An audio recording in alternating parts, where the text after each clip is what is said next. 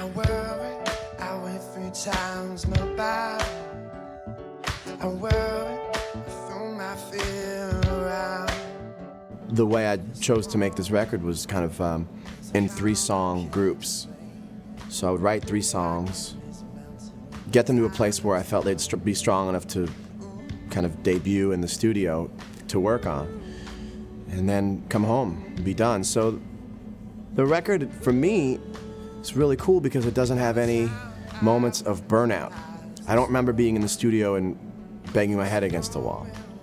Well, I do, but not until the very end. You're supposed to do that at the end. But for the most part, it was just an incredibly joyous thing where you'd make 3 songs and then go home and not play music for a little while.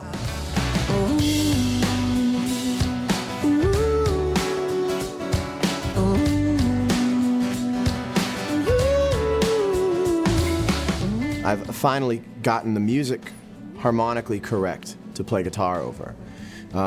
Some of the songs that I've had out before have not really lent themselves to playing lead guitar on them or expressing myself as a soloist on them. It would be strange to hear like Why Georgia or No Such Thing or Wonderland with any of those songs with guitar on them. And I will wait to find if this will last forever. And I will wait to find and I won't, yeah. I'd like to do a John Mayer Trio studio album. There's so much music there to be had. We never really had that much time to compose. It was kind of a hit the ground running type thing, so I'd like to have a couple months in the studio to compose. I think it'd be really, really interesting to have a band form itself on a live record and then put a studio record out. Would be pretty cool. Trio for me was such the inverse of the pop thing, which is that was all guitar. I was hurting for a sing-along at the end of that tour because there was so much guitar playing, you know, and so much just like burning off of energy just as a player, as a singer. To be up in the front of a trio where if I stop singing and stop playing guitar, it's just bass and drums going, albeit it's incredible bass playing and drumming, but basically the trio slammed the needle all the way to the right and on the guitar side of the spectrum. And then from there I was able to tip the needle back. Instead of pushing it forward, I was able to bring it back, which is actually a really cool thing to do, to scale back to where you want to be. So that's how I knew that I was ready to finish the record. You know, I'd experienced myself as a songwriter and experienced myself as the childhood fantasy of being a lead guitar player in a band. And who I really am, or what comes most naturally to me, is somewhere in the middle. And Continuum is the dialing in of that, you know. Some of us, we're hardly ever here. The rest of us, we're born to disappear.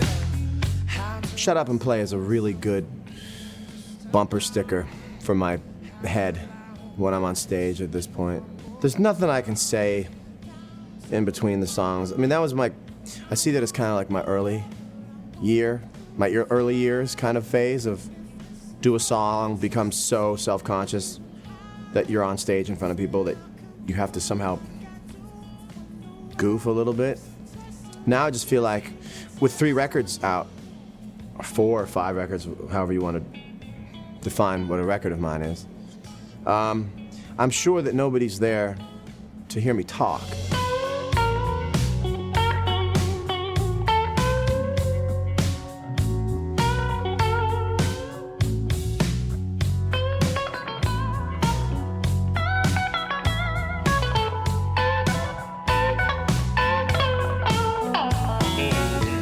Everything on this record is one impulse. It's my impulse. It's not my impulse mixed with someone else's expectation based on what they listen to in the car on the way to the studio. This is all in-house. This is like sewn, cut, you know, modeled, sold, stamped in one place, you know, and I think you can feel that when you listen to the record. There's no push or pull anywhere where you can hear anybody else put their thing on it. I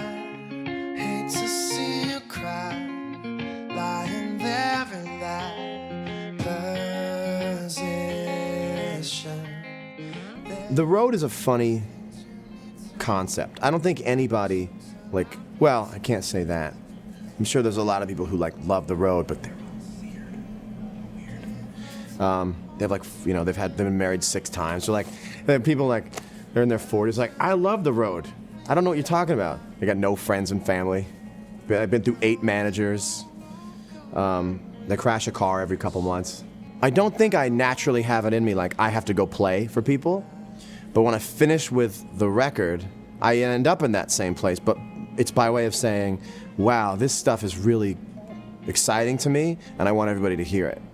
So I'm not out there because I love getting on a bus every morning. I'm out there because I want everybody to hear it. Maybe I just haven't been on stage in a while, and that's why I'm devaluing it. I'm so domestic right now. I could never tour. If I could go on tour grilling steaks for people on stage, then I would really get into that, because I love grilling right now. If I could just grill at Jones Beach for 20,000 people. No, it won't all go the way it should, but I know the heart of life is good. If any of my heroes had thought less of me than I wanted them to, I would have been devastated. I would have gone insane, you know? I mean, people like Buddy and BB and Eric and those guys, I mean, the fact that they've not so much supported what I've done, but support the idea of where I'm going, it's invaluable to me. And I was really scared to meet all those guys, because imagine your heroes being like, the Merritt Kitty just rubs me wrong. Just kind of rubs me wrong. That would be a crushing blow to me in every way. So it's been really amazing to think of what I do, just in terms of being a contemporary or a peer. I mean, just to think of myself as living in the same city block musically as those guys is pretty unbelievable. You know, as soon as I really started playing music with Buddy Guy and I've done some stuff with B.B. King and all those guys, I instantly took myself more seriously, because it's not just about me anymore, you know? When those guys told me, you're carrying this thing on, you got to keep running with this, I got a lot less, I guess I want to say I got a lot more mature about the music I was making. It was a little less hokey, and it instantly became like, wow, these guys are watching now. I'm on the radar, and I might have, you know, I might have my hand on a part of a baton. Let's shape up. Let's shape up and behave ourselves, you know?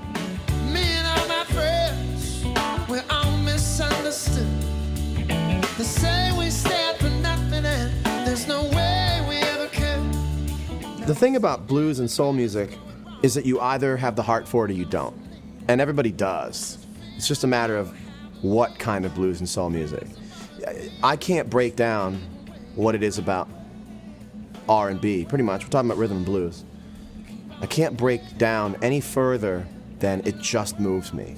I can't tell you why. I can't tell you it's this beat or this singer.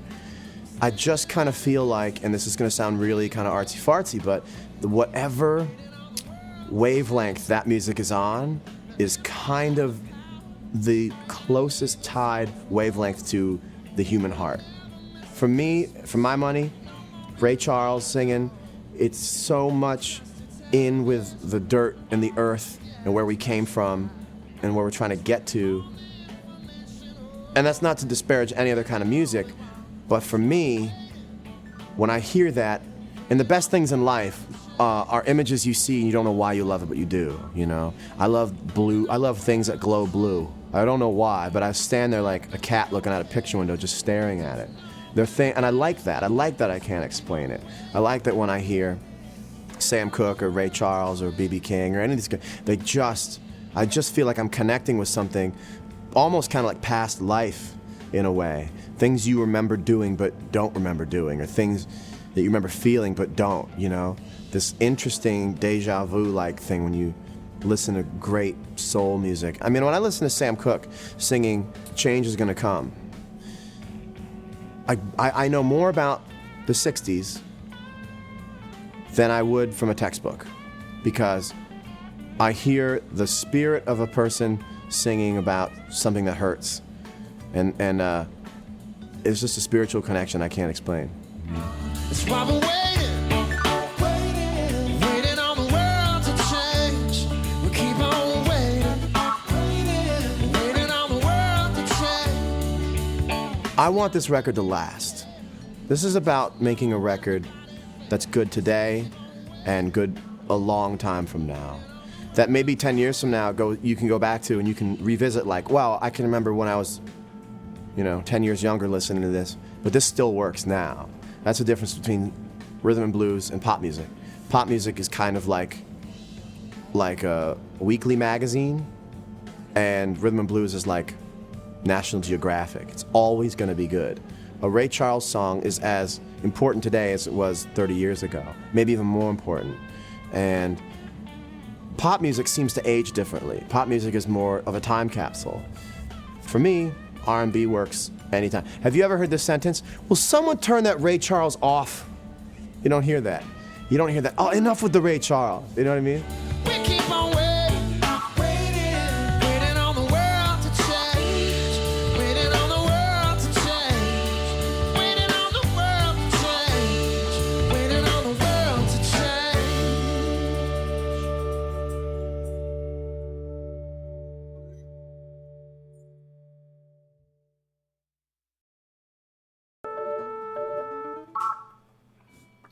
All right.